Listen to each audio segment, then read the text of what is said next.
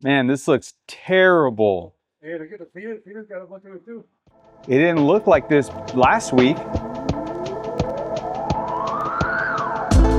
We're walking into one of my projects right now.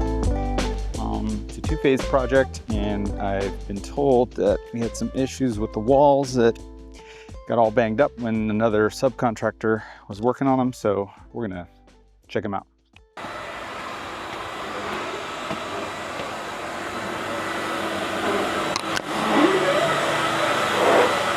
This is pretty bad. Look at that, it's everywhere. What's up?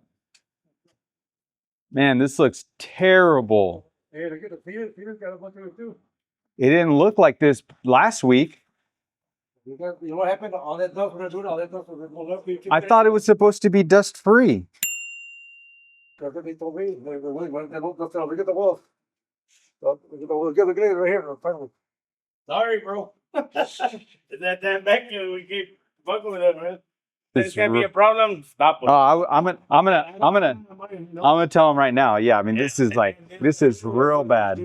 If hit in the head when we're trying to turn it. All right, so the walls that we had one coated are pretty much ruined. We're gonna have to figure something out how we get them fixed. It's gonna cost a lot of money for sure. So we'll see how that goes. All right, we're gonna do this in the truck. Busy today. So first thing I want to talk about is starting out. So the steps that I'm going to give you here will formalize your business. You could actually do business without doing these steps, but if you want people and other businesses to take you seriously, then you want to perform this setup, right? This is going to kind of cement your existence as a business, right?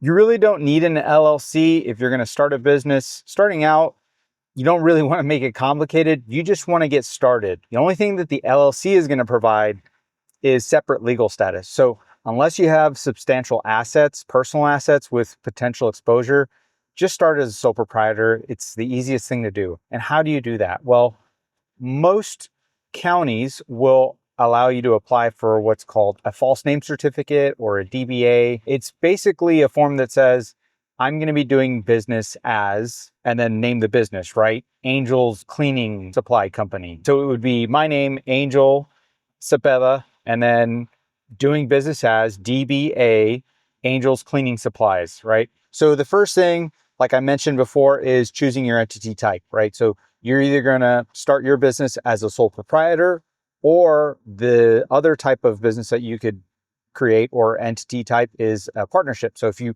have a partner or if there's somebody else that you want to go into business with, then it would be a partnership. That's taxed differently. So you're either going to be a sole proprietor or a partnership, depending on how many of you there are, if it's one or more. The next type of business entity is an LLC. I mentioned that before. So unless you have sizable assets, personal assets that you don't want exposed while you're doing business, then you would start an LLC. And we can talk about that, how to start an LLC. It's actually pretty easy also, but it complicates things. You have to do more to maintain that LLC. Franchise tax, sales tax, which you may have to pay as a sole proprietor anyway. But the second thing is you want to apply for a tax ID or an employer ID, depending on whether you're going to have employees or not. If you anticipate having employees in the future, you can just apply for an employee ID number. This is also a very simple, easy thing to do. I will leave a link to the IRS website, and it's a very simple click to figure out what kind of tax ID that you're going to need. And at the end of it, they basically spit out a tax identification or employer identification number for you. You'll get an emailed copy of it. And then that is the tax ID that you're going to be using when you fill out your tax forms, right?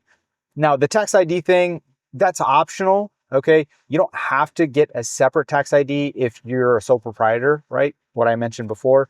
If you're a sole proprietor, you can just use your social security number. The thing that I don't like about that is that you have to start throwing your social security number out there. Having a separate tax ID will shield that. Obviously, if you become an LLC, then you can't just use your social security number for the LLC. You're going to want to definitely open up a separate or get a separate tax identification number or employee identification number for that LLC for tax identification purposes. So that's the second thing. The last thing is you want to open up a bank account or accounts that you can use to separate your business and your personal finances. It's not a bad idea to open a credit card in your business's name, and this will help you build up business credit, right?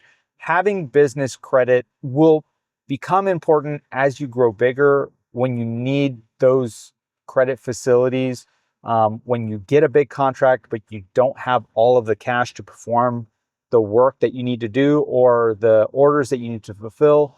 Credit facilities will come in handy big time. So start small, it could be $1,000 or $2,000 or $5,000, but at least you're building some credit for your business so that in the long term or in the future, if you need to request a bigger credit facility or a line of credit or whatever it may be, you have history for your business, using credit.